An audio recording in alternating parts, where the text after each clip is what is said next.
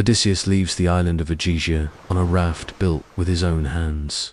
Using the wood and tools Calypso has provided, he carries provisions, water, and everything that can help him endure the sea. As he sets out, he follows his course with care, guided by the stars and by experience, because he knows the journey is not over simply because he has left the island behind. For many days the voyage continues. Odysseus stays alert, steers the raft, watches the winds, and holds his direction, keeping his eyes fixed on a single hope: reaching land alive, and finding a path that may lead him back to Ithaca. Then Poseidon returns from his distant travels, and sees Odysseus on the open sea. The god recognizes him, and remembers Polyphemus, his son, blinded by Odysseus. The sea god's anger resays again, and the calm vanishes. The wind lifts, the sky darkens, and the waves grow until a true storm is unleashed. Odysseus tries to endure,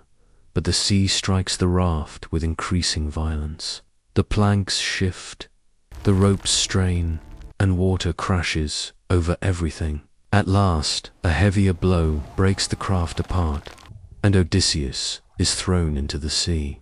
He manages to cling to what remains, but the waves drag him away and separate him from the broken wood until he is left with nothing but the strength of his arms. Poseidon, satisfied, withdraws. Odysseus continues to swim, carried by the currents. Then Leucothea appears, a sea divinity who takes pity on him. She comes close and offers him a sacred veil, explaining that if he binds it to his chest, it will help him stay afloat and endure. Odysseus accepts, ties the veil to himself, and keeps going, while the last pieces of the raft disappear among the waves.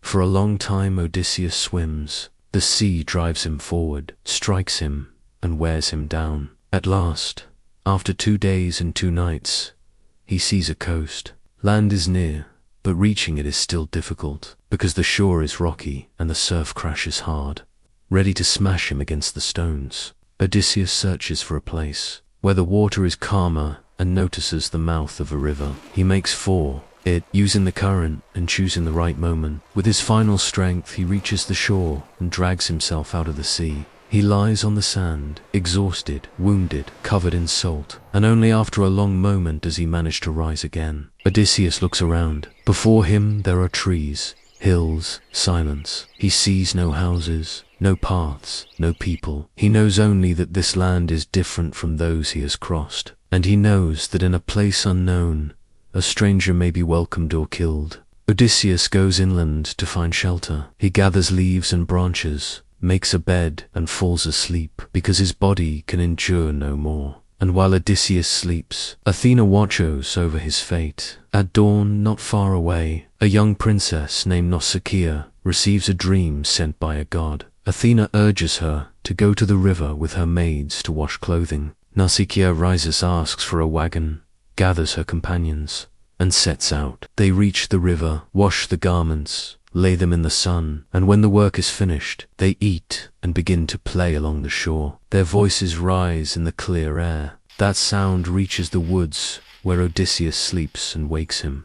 Odysseus stays still for a moment, listening, and understands that human beings are nearby. He rises slowly, approaches with caution, and comes to the edge of the beach. Before him stand the young women, and in that moment Odysseus understands that after the sea and the storm, his survival will now depend on an unknown people. For Odysseus has arrived in the land of the Phaeacius,